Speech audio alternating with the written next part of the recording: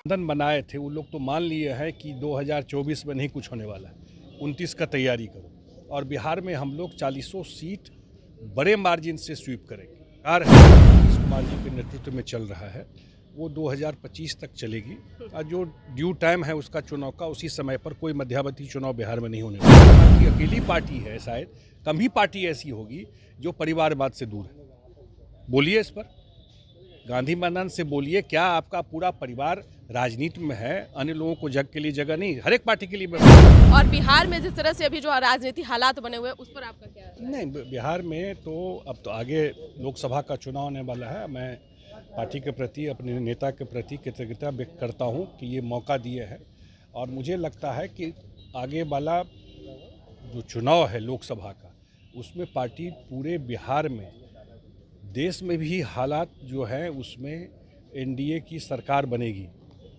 जो गठबंधन बनाए थे वो लोग तो मान लिए हैं कि 2024 में नहीं कुछ होने वाला है, 29 का तैयारी करो। और बिहार में हम लोग 40 सीट बड़े मार्जिन से स्वीप करेंगे और एक बार सरकार बनेगी तो बिहार में जो बहुत सारा काम जो केंद्र से जुड़ा हुआ है वो सब भी काम हम लोग इनिशिएट करेंगे वहाँ जाकर। निश्चित तौर पे इन दिनों तेजस्वी यादव जन विश्वास यात्रा पर हैं और उन्होंने कहा कि जिस तरह से हमको लोगों का समर्थन मिल रहा है, हम बनवास पर नहीं बल्कि जनता के बीच हैं।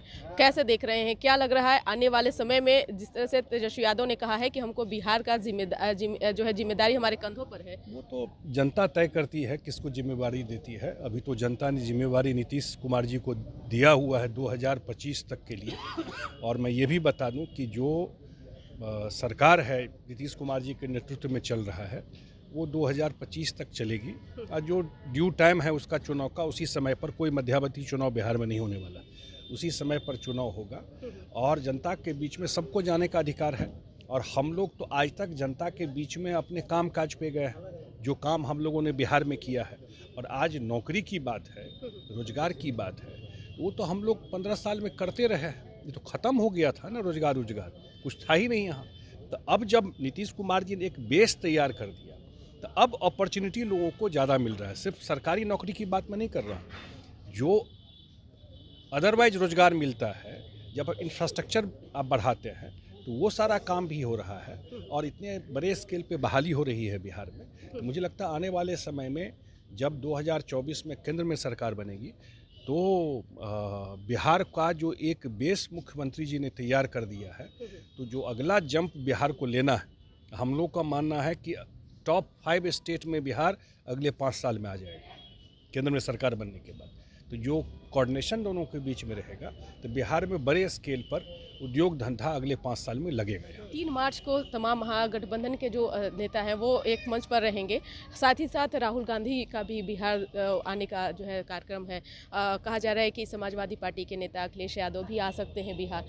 कैसे देख रहे हैं, क्या लग रहा है कौन किस पर ज़्यादा भारी पड़ेंगे? क्योंकि आप लोग भी अपने तरीके से तैयारी कर रहे हैं। हम लोग बिल्कुल तैयारी कर रहे हैं और स्वाभाविक है, चुनाव का समय है तो रैली होगा, मीटिंग होगा, लेकिन आप जनता के बीच में क्या बात रखने जा रहे हैं, किस बात? आज ही अभी मैं बोल रहा था लोगों को कि हमारी पार्टी अकेली पार्टी है, शायद कम ही पार्टी ऐसी होगी जो परिवारवाद से दूर है। बोलिए इस पर, गांधी मैदान से बोलिए, क्या आपका पूरा परिवार राजनीति में है? अन्य लोगों को जग के लिए जगह नहीं, हर एक पार्टी के लिए मैं बात कर रहा हूँ कि जा करके आप बात कीजिए। तो भ्रष्टाचार की बात है, परिवारवाद की बात है, ये तो इशू है ना पब्लिक के माइंड में।